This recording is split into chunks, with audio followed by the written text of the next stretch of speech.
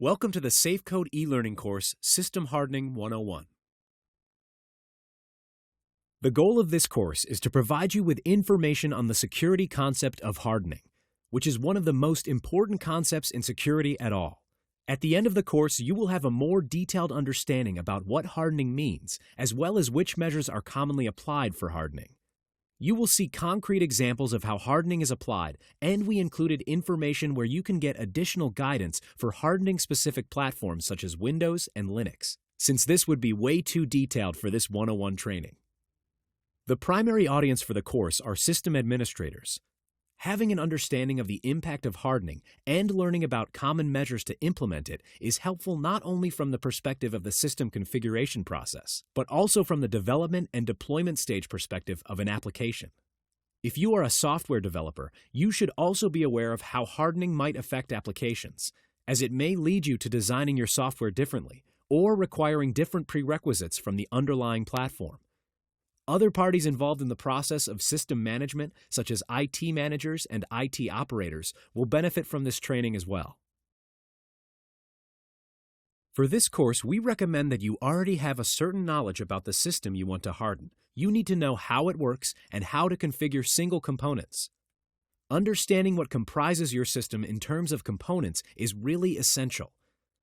It is the key starting point, as it is difficult to secure a bloated system with many different components of unknown status, but much easier if you have knowledge of which components are really needed for operation. By components, we mean software components like applications, network protocols, or user accounts, but this also includes hardware components. The first section of this training explains the basics of system hardening and the concepts behind it, followed by key hardening principles, which describe the most commonly applied measures within a hardening procedure. In the third section, we will give you guidance on what to do when implementing hardening. Finally, we will finish the course providing information on where to find good hardening documents for specific platforms, such as hardening guidelines for a specific Windows version or Linux distribution. We will close with a quick overview of common tools that help you through automating the common tasks of verifying and deploying hardening measures on different operating system platforms. Let's begin this lesson with a definition and explanation of the ideas, goals, and impacts of hardening. On this slide, we want to point out the necessity to discuss the term attack surface. This is needed to develop an understanding of hardening and system security. In general, the attack surface is comprised of all possible entry points for an attacker. While the defenders, which in our case would be your system administrators, need to mitigate every single existing attack vector, the attackers need to find just one single unprotected vector to attack the system, as this picture from a very famous planetary weapon visualizes. That means that even if the overall system seems to be secure, one weakness in a single system component can be enough to jeopardize the security of an entire network. Make sure you don't end up like the Galactic Empire. To understand the idea behind system hardening, we first need to talk about how hardening can be defined and what a hardened operating system is. To get a better understanding and to discuss later on why common measures are needed, let's start with the definition according to the NIST 800-123 standard. Hardening is configuring a host's operating system and applications to reduce the host's security weaknesses. This is the gist of the definition of hardening. The results, in terms of what we want to achieve through hardening, is explained by the next definition. A hardened operating system is an operating system which has been configured or designed specifically to minimize the potential for compromise or attack. This sounds like a very desirable outcome, right? We want to make it more difficult for attackers to breach a system, which brings us to the next topic, goals of hardening. When you apply a hardening approach, it will help you to reach one or more of the goals described on this slide. The primary goal, which we already discussed in the definition, is to decrease the attack surface. This will make it more difficult for an attacker to exploit the system, because the available set of attack vectors has been considerably reduced. But even when the attack surface is reduced, an attacker could possibly still gain access to the system. With proper hardening, a considerable decrease of privileges available to an attacker will be the outcome. Furthermore, removal of unnecessary components will decrease available software functions for an attacker as well. It will be more cumbersome for the attacker to traverse further into the system. Ideally, the attacker's efforts are completely put on hold. Those three goals mainly focus on the prevention of attacks. Hardening, however, can help you with detection as well. If you know your system well enough in terms of components, which is required for implementing hardening anyway, you get as a byproduct knowledge about what's typical for your system's normal operation as well, helping you with detecting anomalies. To give an example, this would include knowledge on which configuration files normally do not change or which network services are commonly used on a specific host. This knowledge is the perfect baseline not only for preventing attacks, but also for detecting them in the sense of security monitoring. On a hardened system, you increase the likelihood of successful attack detection significantly in comparison to an unhardened system, as you analyze the system's behavior and its attack surface well enough through your hardening process, therefore helping you to spot and understand anomalies much better. Another goal might be to provide a baseline of machine configurations that are considered hardened. This could mean, for example, disabling unneeded ports by default, or having only required services running on a per-need basis. This avoids having to repeat the same process of figuring out what controls to set for each system that we spin up. With a hardened and well-understood system, it is way more likely not only to spot anomalies, but also to detect the last weak spots currently abused by attackers, and to improve future security posture. Deployment of hardening on a system has certain other impacts aside from security. It is therefore important to put some thought into those impacts when you apply hardening measures. The following points shall give you an idea of what to look out for. Usability. Usability will most likely turn out worse than before, because the users will quite likely be more restricted and may miss some of their favorite tools and services or functions. Complexity. One of the potential side effects of hardening may be a reduction of components, which can be achieved by removal or by reconfiguration of those which are unneeded, thereby reducing complexity. If additional protection layers are needed, however, complexity may eventually also increase. We will touch that point again later. Hardening also may influence the following other areas. Performance could go up or down, because on one hand, less components could increase the overall performance, but on the other hand, additional measures, for example needed for detecting an attacker, could pose aggravation to the performance. Manageability. Less components may need to be administered and focus can be put on other things. Stability. By removing components, you may gain more stability. Again, because less components may mean less complexity and thereby less choke points. But also be aware of the consequences of removing components, which may become apparent not immediately, but later in the system's operation. System know-how. If hardening the system manually, you will get in touch with many of the installed components, technologies, and protocols, and will get a chance to develop a deeper understanding of the system itself, learn about its building blocks, and how components interact with each other. Congratulations! With that, we discussed the gist of system hardening already. We will continue with the principles of hardening in the next section. As you may have guessed already, implementing hardening on a system relies on and heavily relates to the actual systems and platforms, such as a Windows workstation or a Linux server that you are targeting with your security measures. There are, however, a number of overall principles associated with hardening that we collected for you, which are kept rather abstract, in order to be applicable on most system types as well as applications. The first principle we take a closer look at is defense in depth, which describes an approach to increase security by not relying on a single protective mechanism, but by applying multiple layers of defense. A layer may be comprised of different types of protective measures, which could even come from different vendors in order to reduce probability of a vendor-specific issue creating a security problem. The key idea behind this is if one layer fails, another layer will be there to protect the asset. Although you could argue that there is still the drawback of complexity of the system rising due to multiple layers and measures, you can increase the overall security level significantly, thereby arguing defense benefits considerably outweigh complexity drawbacks. Let's look at the most common layers. Most systems can be split into at least 5 layers. The outermost layer is the perimeter layer, which is accountable for the physical access to machines belonging to a specific organization, or a logical perimeter shielding the internal machine from the internet. Next comes the network layer that connects the system to its environment and wraps around the host layer, which is the equivalent to an operating system. Next to last is the application layer that is responsible for processing data and providing application security. Finally, the innermost layer is the data layer, which contains the critical information itself, such as business data, as the most valuable asset.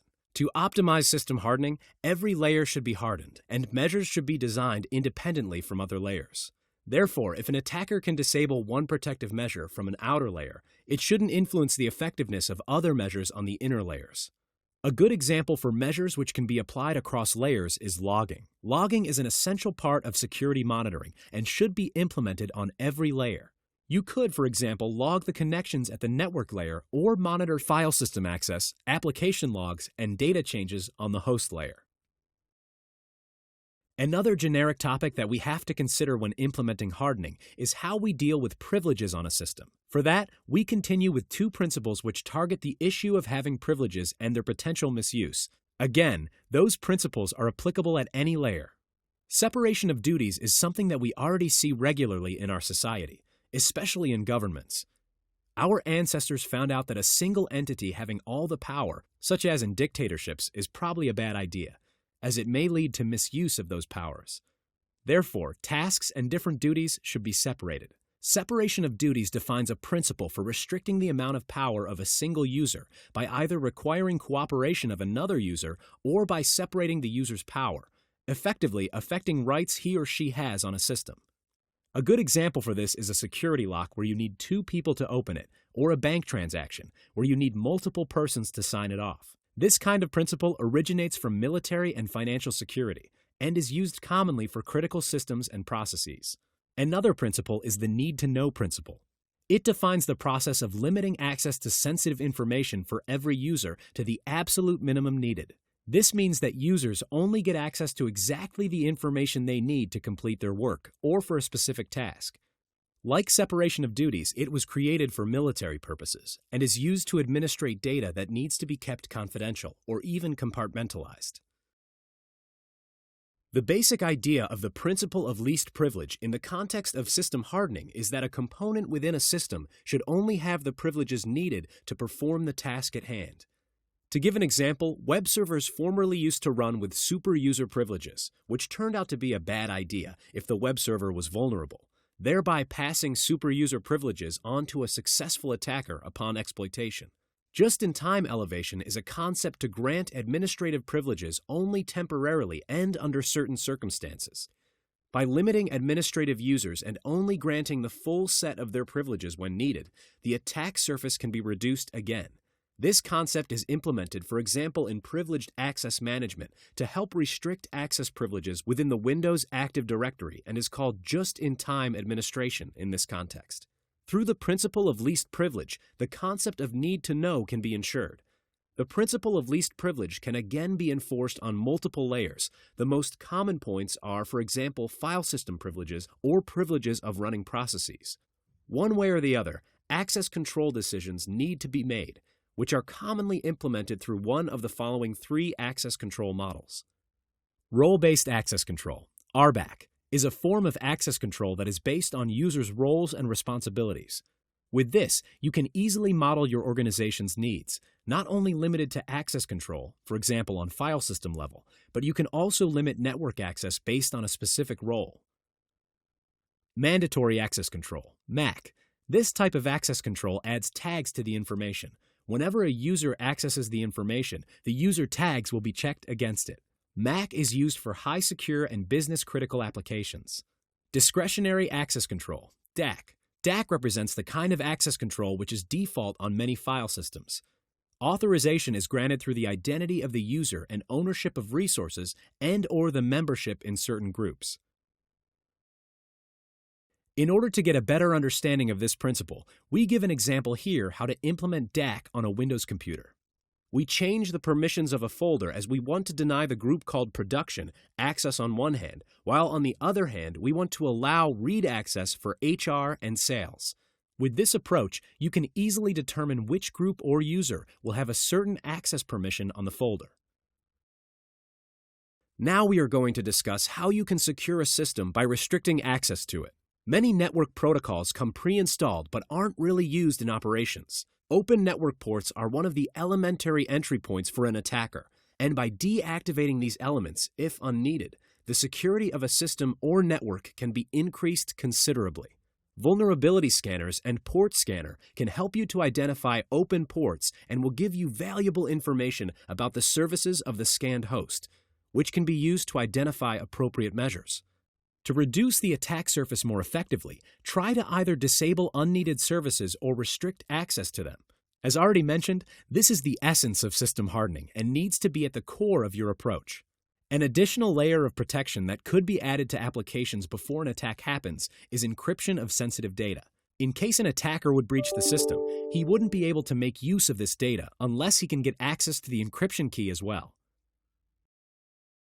On this slide, we want to give you an example how to restrict network access by using firewalls, by showing the same rule once with the built-in Windows firewall and once with Linux IP tables. The first rule blocks the access from production network to any destination. The second rule blocks a single host from accessing the system.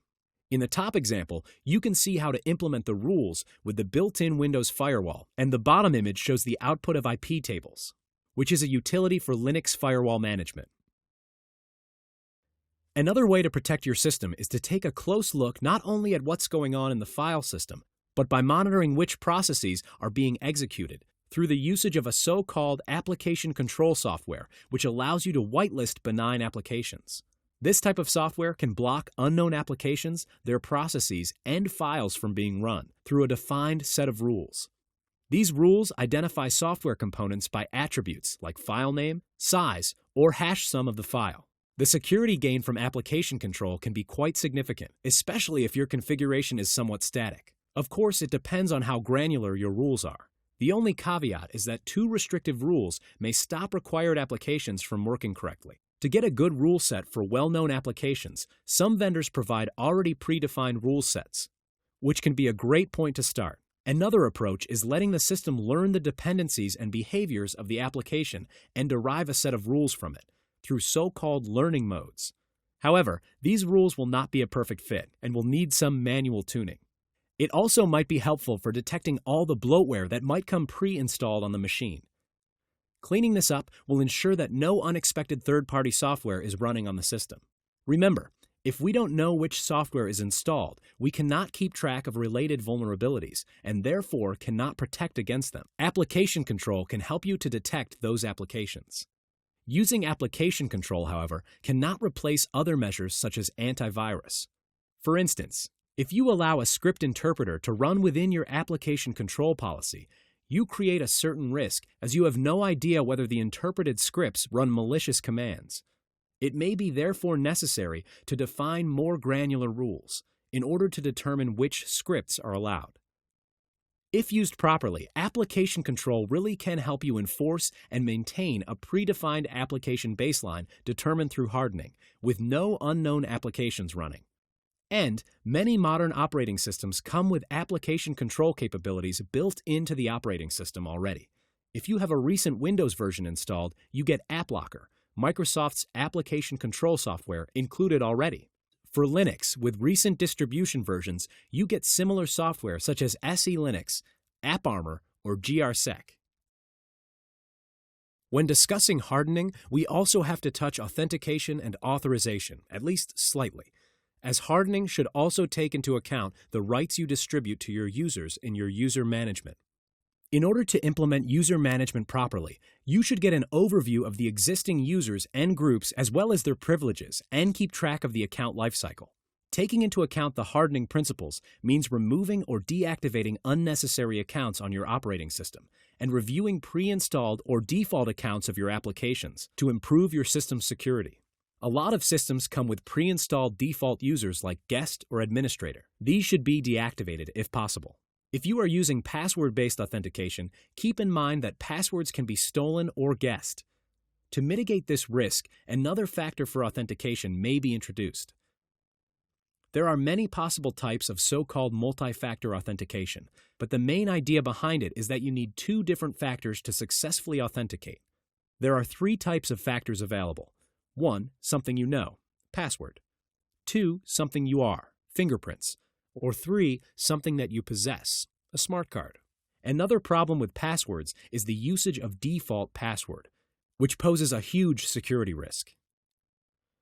Try to prevent password guessing attacks by creating an account lockout policy. Such a policy may include rules to lock the account after a specific number of failed logins. Though it is a lot of work to implement these kinds of measures, and in the worst case, users may be hindered to do their work, and the help desk will be flooded with requests, it may be worthwhile in high-security environments. A password policy, finally, can help you with ensuring that users have to create and use strong passwords. If the policy is too strict or complex, most users tend to bypass the measure by writing the password down. This is a very risky kind of behavior and could create a bigger drawback than the benefit of the policy itself. So remember to keep a look at the needs and problems of the users before implementing the corresponding policy. Another important aspect in hardening user management are groups. By assigning privileges to groups and roles and subsequently assigning the users to the according groups or roles, user management can be made more efficient. Ongoing management of privileges can be handled much easier. So, keep in mind that even with user management, you have several nuts and bolts to tweak in order to harden the way access control is being done. In general, having a way of removing access to a group of systems is valuable when managing machines. Implement an automated way of deactivating access when someone no longer works at the company or in that org. Active Directory is one mechanism. Also, it's important to have a log trail of authentication requests, especially in the event of a breach, so we can track down the root cause of the problem and trace potential account misuse. Depending on your industry, this may be an important item for compliance and should be implemented whenever possible. In the scope of system hardening, the baseline is the reference point against which the system configuration is checked to identify if changes occurred.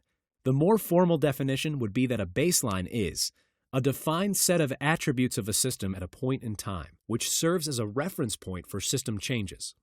But the baseline isn't static. It can of course change over time and can also be used as a template for similar systems. So the process of defining a secure baseline can be skipped and instead an existing template can be applied multiple times. By using a well-defined template as your starting point for your systems, you get a certain guarantee that all of the systems have the same hardening level. The tools you can use to create those templates depend on your platforms. An OS tool for Windows for this purpose is, for instance, the Security Configuration Wizard, which is designed to handle the management of configuration by policies and can be used together with group policies to deploy Windows security configuration on a large scale. On the next slide, we want to discuss the concept of monitoring that we touched already in the context of detection, which relies on the existence of a baseline for a system as well. With monitoring, you keep track of events and changes on your system to be able to react accordingly. If you have a well-defined baseline, you can check for changes in the system's configuration against this baseline regularly and effectively. Through this, you will be able to verify system changes and keep track of them more easily, and to identify if they are malicious or not. Monitoring and auditing should be implemented aligned with this baseline, with a high degree of automation. However, it's not enough to only monitor for changes. One has to react to them as well. Keep track of events over time, and you should apply monitoring across different layers. This can be achieved, for example, by logging authentication attempts, logging database changes, or by logging anything that could be an indicator of malicious actions against your system. What type of events are we looking for? We are looking, for instance, for changes in management service configurations, or which files were changed at file system level. We also should monitor for new operating system users added to the system, etc. Logs should be comprehensive at each level. This applies to each layer. Configuring network logs is different from having application logs available. Having access logs for the application you're running, in addition to logs for who accessed the system at operating system level, host layer, can be helpful too. At this point, we would like to briefly mention the role of patch management in the context of hardening as well. You definitely should monitor for security updates and security-related information from your vendors, as some of the updates should be applied as fast as possible. If you do this according to a predefined process with a high degree of automation, this would be called patch management. Of course, applying patches changes the baseline of a system. So after each patch cycle, you may need to analyze and adapt your hardening baseline. If you are trying to get an overall picture of the effectiveness of all the hardening measures that you have taken, you probably will need to implement a Security Information Event Management System, also known as SIEM. In this section, we will elaborate the process of hardening a bit more and discuss what is needed for hardening specific components. A good first step is to determine measures fitting the specific usage requirements for each system. Next step would be to review the default configuration. This explicitly should include a look at the installed components. Every attacker is hoping for a badly configured component or a component in default configuration. So instead of just sticking to the default configuration, you should consider what configuration may be the best to fit your environment and security needs and act accordingly. Depending on the actual component, such as a web server, a recommendation for a secure configuration may exist. Ideally, the vendor of that component has put out some security configuration information, or even a template already. You can find a lot of different sources on hardening for most of the well-known and widely used software components. A very good starting point may be the best practice guides and benchmarks of the Center of Internet Security, short CIS. CIS not only publishes hardening guides, but also predefined configurations, which you can use with certain tools. Other sources may be sector-specific, such as PCI DSS, Federal Information Security Management Act, FISMA, NIST 800-53, and others, depending on the industry or sector you are operating. Key takeaway here is to apply hardening not only onto a whole system, but to consider hardening of individual components as well. In this section, we cover steps which might be necessary to take before starting with the hardening process itself. First of all, you should think about the security goal that you want to reach with your hardening measures. Next, you need to understand the functionality of your system, the state the system is in, and the existing components, as well as the relations and dependencies between those components. After that, you will need to identify what exactly needs hardening and which measures to apply. Again, a well-defined baseline can be your greatest ally to complete this task. The last step is to estimate the costs of certain measures and to define consequences of implementing or not implementing those measures. If the found measures are not feasible or not suitable, you may need to rethink your defined security level and reiterate the previous steps. Finally, we reach the hardening process itself and can discuss which steps are needed to apply one or more of the fitting measures to your system. Feel free to pause if you would like to look at those steps longer. While undergoing hardening, a system may be required to be isolated from its current environment in order to implement a measure. This may lower the security of the system temporarily. This could happen if, for example, the firewall has to be turned off for a moment to install a new service on a system. In the next step, you need to verify that the system is in a secure state, for example, free from malware.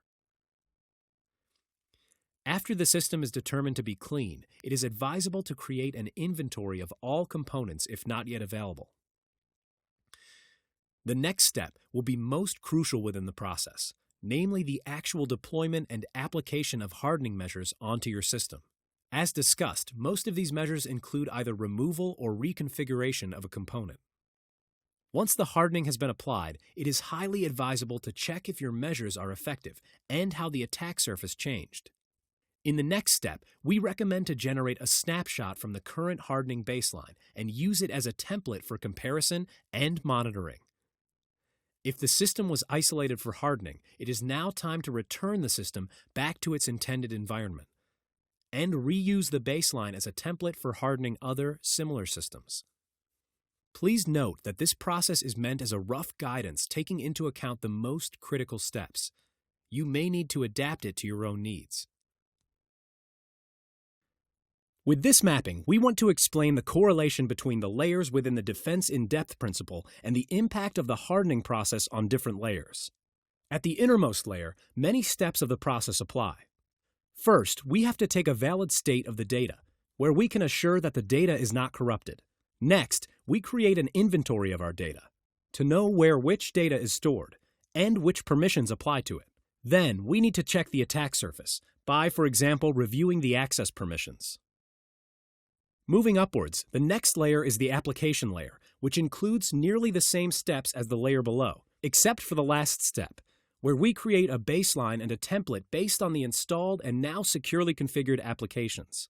This can be done, for example, by exporting the application configuration. Furthermore, the measures are different for each layer, and on this layer, creating an inventory includes information about the software, like version and vendor, and other characteristics. For example, if the software does updates automatically or not. Now we reach the host layer, which again needs very similar steps, but again, different measures in comparison to the lower layers. Creating an inventory for the host includes information about the installed operating system, which hardware is in place, and what the current state of system configuration is. Mechanisms for creating a template from a host can range from creating a copy of the host, or by creating a virtual machine based on the host, to using specialized tools for this templating task. Again, we will explain how to securely configure and how to check the attack surface of a system in the next section. In the two uppermost layers, the network layer comprises measures like isolating the system from the network with a firewall. The perimeter layer even goes a step further by involving measures such as physically isolating the host from other systems, or again, different types of network access control. We covered lots of hardening theory and principles so far. Now let's discuss some of the tools and guides you can use to harden your system, in order to also give you some practical takeaways. We will take a closer look at resources and generic tools not tied to a specific platform, but also tools specifically available for Windows and Linux. Let's start off with an overview mapping of the hardening guidelines out there, where you can get additional specific guidance for different platforms. As the first section in our guide map, we want to point out the general and sector section. This includes generic guides that are not specific for a platform and thereby contain abstract measures as well as very sector-specific guidance. This is great as a starting point to get a feeling for what type of measurements should be in place.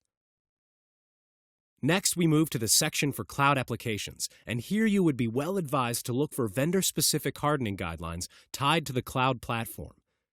Another recommendation is, of course, taking the free SAFECode course, Basic Practices for Secure Development of Cloud Applications 101. Next, let's move to the operating system section.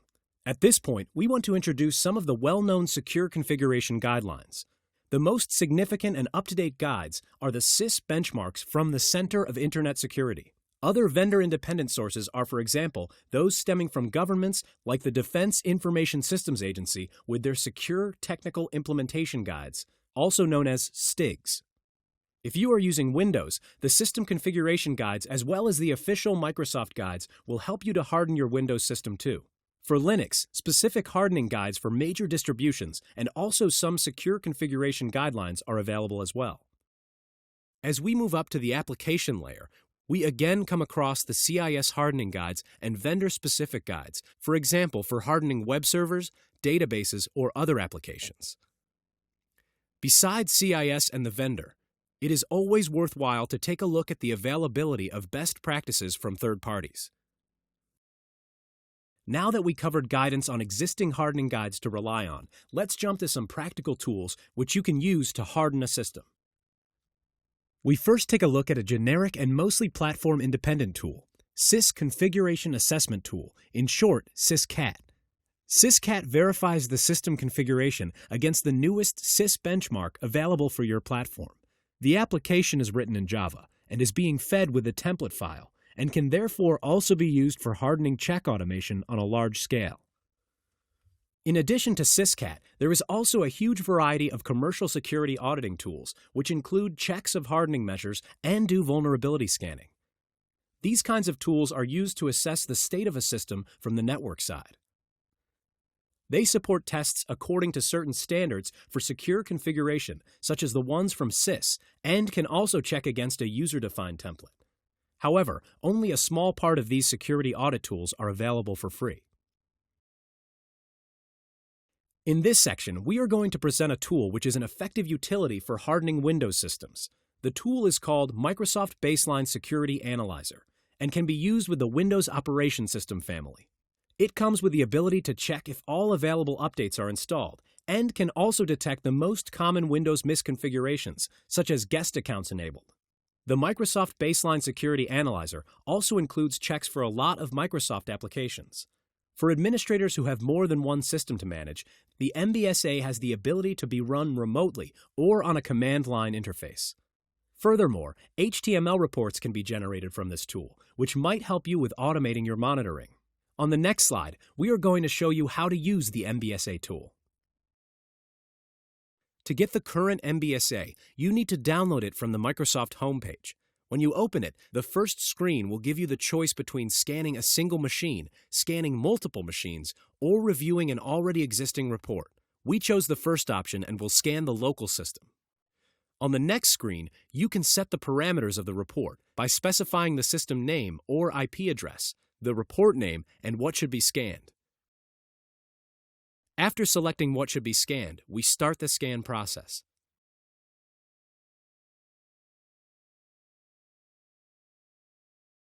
It may take a while to conclude, but after the scan finishes, you can see a report with all the details. The header consists of the parameters of the scan, followed by the results, which show information about the tests. You can view more detailed information for every result in the report.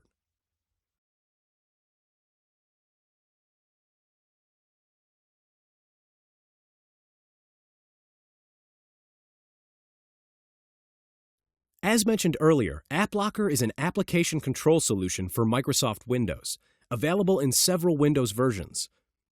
It is turned off by default. The configuration of Windows AppLocker can be done either through a snap-in of the Microsoft Management Console, through a module in PowerShell, or by Windows Group Policies. The last element mentioned allows you to deploy AppLocker configuration on a large range of clients within a Windows domain. The rule sets for Windows AppLocker can be separated in 5 different default categories, and each of them applies to a certain type of application. For example, DLL rules handle files with .dll or .ocx file type, and script rules manage certain scripting files. Aside from standard rules, the application can generate rules automatically. Those automatically generated rules should at least get reviewed and tested before their first use. When you define your set of rules, you can define 2 different behaviors when matching. Either you can enforce a lockdown or just log the violation and use the information for monitoring. We are going to give a short example of how to block a script from executing in your home directory, a behavior commonly exhibited by malware, with Windows AppLocker on the next slide. For more information on how to configure AppLocker and general rules, we would like to refer you to the online documentation for the tool. Our aim is to stop executing all kinds of script files from the user's home directory. To use AppLocker, don't forget to start the Application Identity service. We are going to configure it by using the Local Security Policy snap-in.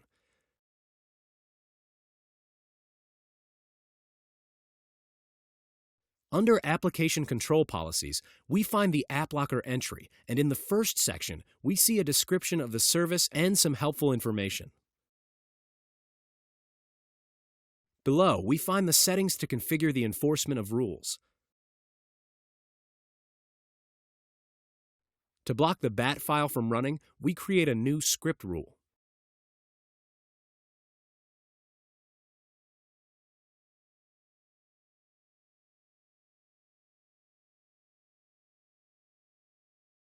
With a right click, we create a new rule. Set the action to deny, and select the user we want to apply the rule to.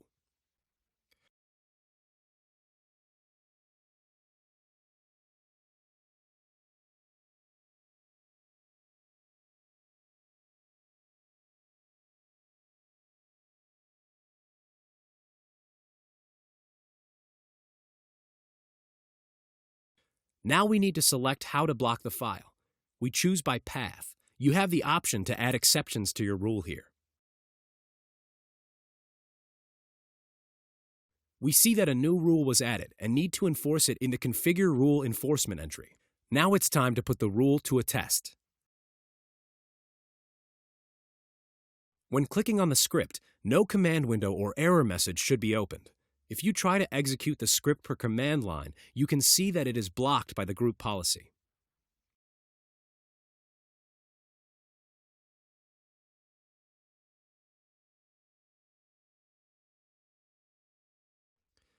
To get more detailed information about what was blocked, we need to take a look into the system events. By using the Event Viewer, we navigate to the App Locker entry and click on Scripts.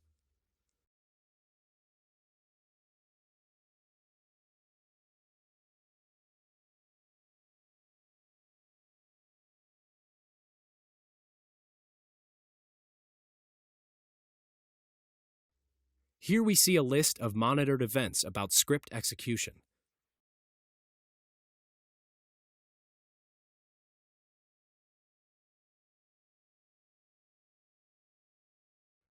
To be able to harden third-party applications running on Windows, even when no source code is available, Microsoft developed the Enhanced Mitigation Experience Toolkit, short EMIT. This tool actively applies countermeasures for common exploitation attempts against application binaries during runtime. Imagine having an older version of a web server binary that needs to be in place for compatibility reasons. With EMIT, you would be able to harden even such a dangerous element. You can use EMIT to harden nearly every Windows application during runtime. EMIT, however, can not only block exploitation attempts, but also limit the actual impact they can have. There is a multitude of mitigations built into EMIT, which can be activated on a per-application basis. To run EMIT, you only need a Windows installation and the .NET Framework 4.0. Of course, this tool can be integrated into your domain GPOs to also make large deployment feasible. Nonetheless, initial compatibility testing is advised, as some legacy applications do not run with all mitigation measures put into place. And the best thing is, EMIT is completely free to use. More tools from Microsoft to improve system hardening are, for example, BitLocker, which encrypts hardened drives and increases the physical security of systems. Finally, DeviceGuard has been introduced with Windows 10 and hardens the integrity of the system by using a combination of hardware features such as Trusted Platform Module and software features like code signing. A reasonable combination of the introduced OS tools can strongly increase the protection of Windows platforms against different types of attackers. We've been covering Windows systems a bit, but we also wanted to give you some practical information on tools out there for Linux systems. For those, we separated the tools into two groups. Firstly, tools which are no longer maintained, legacy tools, but still work. And secondly, tools which are still actively developed, maintained tools. The maintained tools are Linus and OpenSCAP that are used for scanning and auditing systems. You can easily configure them to run tests based on current benchmarks on your system. Legacy tools like Bastille Linux and Tiger include less up-to-date tests, but they are able to apply measures automatically on your system and have still proven to be quite stable and useful over time. In spite of that, be reminded again that automatically deploying untested hardening measures could be rather dangerous and could damage your system. OpenSCAP is an implementation of the NIST SCAP standard, which means Security Content Automation Protocol. This is a standardized way to define system audit policies, among other things. The policies created for the tool can be used for a whole platform or a single application.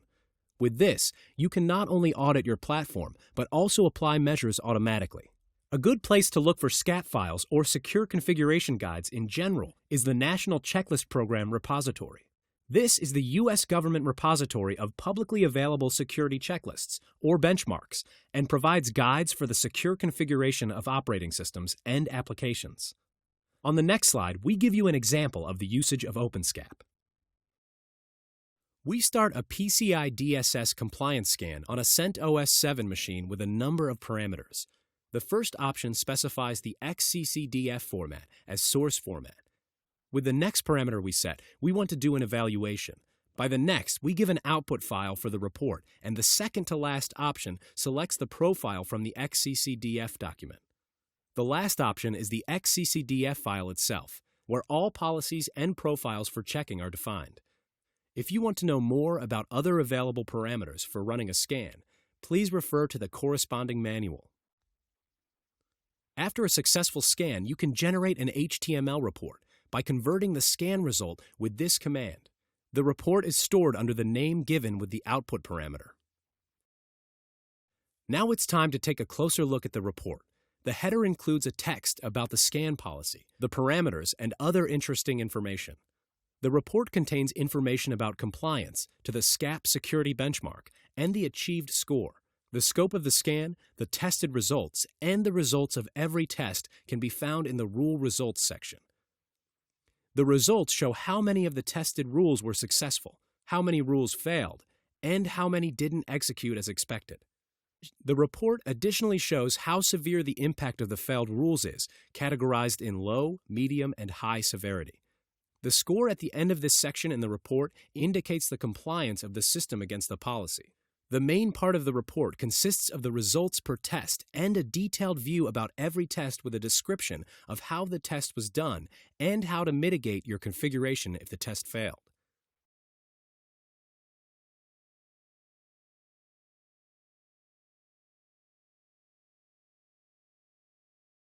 Linus is a tool for Linux and other Unix-like systems, which checks a host for common hardening measures and gives feedback about their status. Furthermore, a hardening index will be created, which sums up the hardening state in a single score.